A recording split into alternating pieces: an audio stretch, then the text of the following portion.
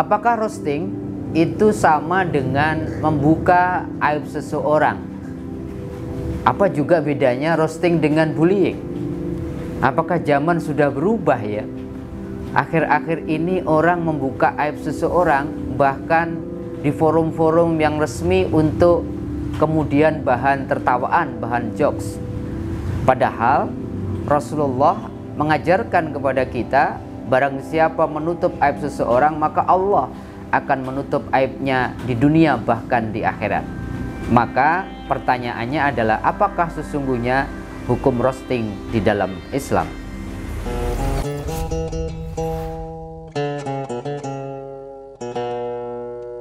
Assalamualaikum warahmatullahi wabarakatuh, sahabat-sahabatku, bertemu kembali. Hari ini kita akan membahas sesuatu yang beberapa tahun terakhir cukup populer, yang dilakukan oleh para komika. Biasanya ada istilah roasting. Roasting itu biasanya kita menghadirkan satu tokoh, dan tokoh itu dikuliti ya. Kemudian dibuka aibnya, kelemahannya di hadapan banyak orang hanya untuk membuat audiens ketawa, untuk bahan tertawaan. Yang anehnya kemudian tokoh yang di roasting juga hadir, berarti mengizinkan itu kemudian dilakukan. Pertanyaan selanjutnya adalah, apa sesungguhnya di dalam Islam roasting sebagaimana saya sampaikan tadi itu dibolehkan atau tidak? Pertama, Islam memberikan sebuah panduan di dalam surat Al-Isra ayat 70 bahwa walaqad karomna Bani Adam. Sesungguhnya Bani Adam, seluruh manusia itu sudah dimuliakan oleh Allah. Artinya apa? Pesannya adalah kalau manusia dimuliakan oleh Allah, sesungguhnya kita dilarang untuk membuka aib seseorang, menjadikan kelemahan seseorang sebagai senjata kita untuk alasan-alasan apapun, bahkan alasan-alasan politik sekalipun. Maka kemudian bahkan Rasulullah menganjurkan sebaliknya. Kalau Anda melihat aib seseorang, melihat kelemahan seseorang, tutupi aib itu. Dalam sebuah sabdanya, man satara musliman satarallahu fid dunya wal akhirah. Barang siapa menutup aib seseorang, maka Allah akan menutup aibnya, kekurangannya, kelemahannya di dunia, bahkan di akhirat. Bahkan banyak ayat-ayat yang mengabarkan kepada kita. Salah satunya surat Al-Hujurat ayat 11, Allah mengatakan, ya ayyuhalladzina amanu la yaskhar qaumun min qaumin. Hai orang-orang yang beriman, janganlah seseorang itu menghina, merendahkan satu kaum. Karena boleh jadi asa ayyakunu khairam minhum.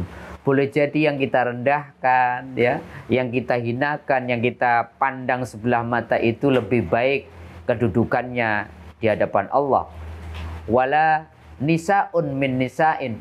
Dan juga perempuan-perempuan tidak boleh menganggap remeh, menghinakan, menganggap rendah, merasa paling hebat dibandingkan yang lain.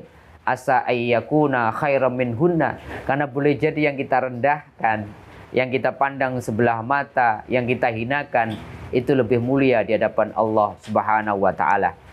Kemudian Allah melanjutkan dalam ayat itu, wala talmizu anfusakum wala tanabazu. Dan janganlah kalian saling mencela, janganlah kalian saling memanggil orang lain dengan panggilan yang tidak baik, panggilan yang isinya itu mengolok-ngolok. Karena apa? Karena itu Allah tidak menyukainya. Dari hadis dan ayat-ayat yang saya sampaikan tadi, maka kita akan tarik sebuah pelajaran. Sesungguhnya Islam sangat memuliakan manusia. Yang kedua, sesungguhnya Islam sangat-sangat menganjurkan, bahkan melarang orang membuka aib orang-orang yang ada di sekitarnya dengan alasan apapun.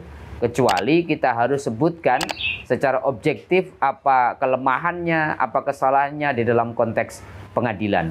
Oleh karenanya, dari beberapa dalil tadi dapat diambil sebuah kesimpulan. Yang pertama, sejatinya tertawa itu tidak mengapa, mubah saja. Karena Rasulullah SAW juga pernah tertawa sampai gigi gerahamnya terlihat. Artinya Rasulullah juga pernah tertawa. Sunnahnya Nabi itu tidak berarti melarang tertawa. Tapi Rasulullah mengatakan jangan kalian banyak tertawa, karena kalau banyak tertawa itu katakan yang Nabi jatuhnya minimal makruh, sesuatu yang Allah tidak suka. Bahkan ketawa yang terlalu berlebihan itu akan kasratul dhahaki tumitul qalb. Kata Kanjeng Nabi, kalau engkau banyak tertawa, terbahak-bahak sampai tidak kenal waktu, bahkan mentertawakan aib kelemahan seseorang, yang paling bahaya adalah akan mematikan hati seseorang. Oleh karenanya para ulama mengambil sebuah kesimpulan, sahabat-sahabatku, roasting itu dibolehkan pertama ketika orang yang di roasting itu datang, kemudian dia mengizinkan siap untuk di roasting, tetapi janganlah berlebihan. Apalagi kemudian roasting itu dijadikan sebagai sebuah media untuk apa? Bergembira, mempopulerkan, memviralkan, bahkan menghancurkan nama baik seseorang untuk tujuan-tujuan yang tidak baik.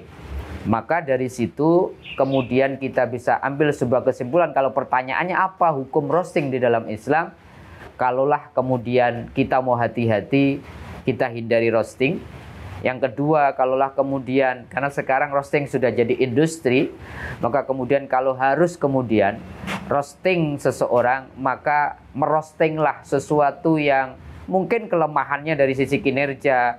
Jangan roasting pada sesuatu yang bersifat fisikal, sesuatu yang bersifat kemudian personal, karena itu nanti akan menyakitkan. Yang ketiga, sesungguhnya Islam tidak melarang kita untuk bergembira, bahkan tertawa bersama, tapi jangan berlebihan. Tertawa mubah, tapi berlebihan jatuhnya nanti makruh, dan bahkan kalau kemudian mentertawakan aib seseorang, bahkan mengumbarnya, jatuhnya nanti pada keharaman. Lalu apa bedanya roasting dengan bullying, sahabat-sahabatku? Kalau bullying itu seseorang kemudian menghina seseorang, bahkan memanfaatkan kondisi, bahkan fisik, bahkan kondisi ekonomi seseorang untuk apa? Membuat mental orang tersebut down, dan itu pasti sangat dilarang. Oleh karenanya bullying itu semua sepakat ini sesuatu yang tidak baik, dan Islam pasti kemudian melarangnya. Mudah-mudahan gambaran tentang bagaimana Islam melihat kedudukan roasting ini bisa punya nilai manfaat, dan kita bisa mengambil pelajaran besar, sehingga kemudian kita tahu persis apa yang mesti kita lakukan. Tidak saja dalam konteks pagelaran besar resmi roasting yang menghadirkan banyak orang, tapi roasting kayak gini kan sebenarnya banyak kita lakukan dalam kehidupan sehari-hari. Lagi nongkrong, kemudian kita merosting teman, membuka aibnya. Jelas itu lebih banyak negatifnya daripada positifnya. Hanya untuk mendapatkan tepuk tangan, hanya untuk kemudian mencairkan suasana, tapi dengan kebohongan, bahkan membuka aib. Rasulullah, kalau kita mau ikhtiyat, menganjurkan kita untuk meninggalkannya. Mudah-mudahan ada manfaatnya. Assalamualaikum warahmatullahi wabarakatuh.